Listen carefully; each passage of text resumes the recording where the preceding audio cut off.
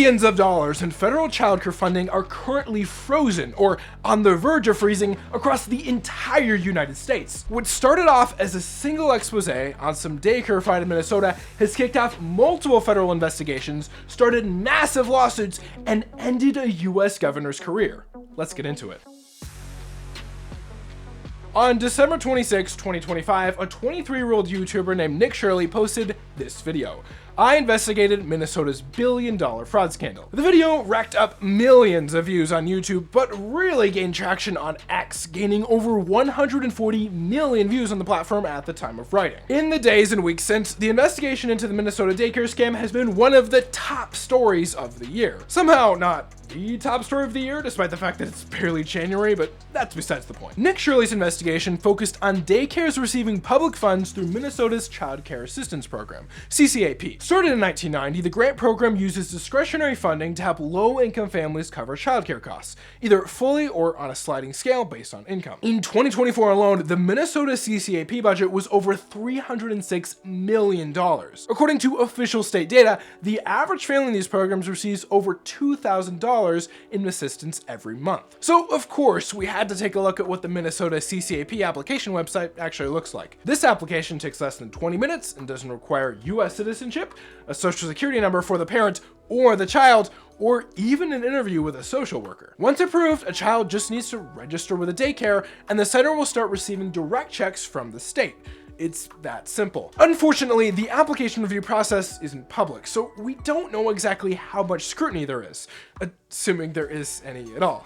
But strictly looking at the requirements, it seems incredibly easy to register a phony child and start collecting fraudulent payments. Shirley's investigation claimed that licensed providers were receiving millions in funding despite having no children present in the centers. However, there are some problems with this claim. The main one being facilities are subject to unannounced yearly on-site inspections by the Department of Children, Youth, and Families. Since these are licensed daycares, their inspection records are publicly available on the Department of Human Services website. Some critics have called into question that an unannounced inspection wouldn't catch a center receiving payments with 0 children inside. And according to this episode's writer, who happens to work at a daycare, if a strange man started poking around in her establishment, she would tell the children to get out of view of the windows, which would make the daycares look empty, even if they were just hiding. That said, fraud definitely is happening.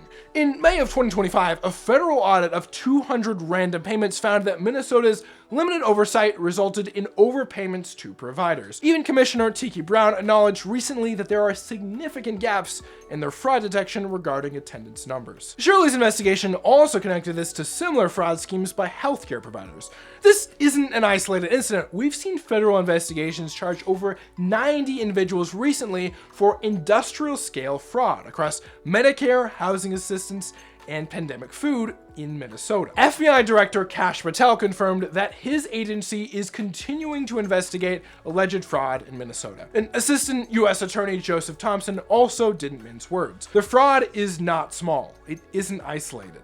The magnitude cannot be overstated. Thompson suggested that Medicare fraud alone could total $9 billion or more. It seems like something that everyone can agree on is that the barrier of entry to these programs is probably too low. Even Minnesota Governor Tim Walz said that he takes responsibility for mistakes that led to rampant fraud, but also argued that guardrails were taken off by the federal government regarding assistance programs during the pandemic. Tim Walz has since announced that he will not be pursuing re-election in the face of this scandal. Now, despite Minnesota being the focal point, the consequences are hitting statewide. The Department of Health and Human Services announced a freeze on childcare subsidies for all 50 states until they provide exhaustive documentation like receipts and attendance records. This new requirement is expected to cause massive delays, potentially leaving childcare centers unable to pay rent or payroll. But for 5 specific states, the government went even further. Federal funding for the Child Care Development Fund, TANF, and Social Services block grants was completely frozen for California, Colorado, Illinois, Minnesota, and New York. The federal government says this money stays frozen until review proves these states are complying with federal requirements. However, these 5 states are fighting back. As of Friday, January 9th, a New York federal judge granted a temporary restraining order blocking that specific freeze until January 23. The federal government has yet to respond, but this legal battle is clearly just getting started. I don't think any US taxpayers want their money being wasted in fraud. That said, it does feel a little unfair that all 50 states are seeing childcare uncertainty just because of the actions of a few. But what do you think? We'd love to hear your respectful comments on this whole situation. This video is researched by Katherine Barota. For more US news, world politics, and other interesting topics, there's a playlist on screen. Thanks for watching.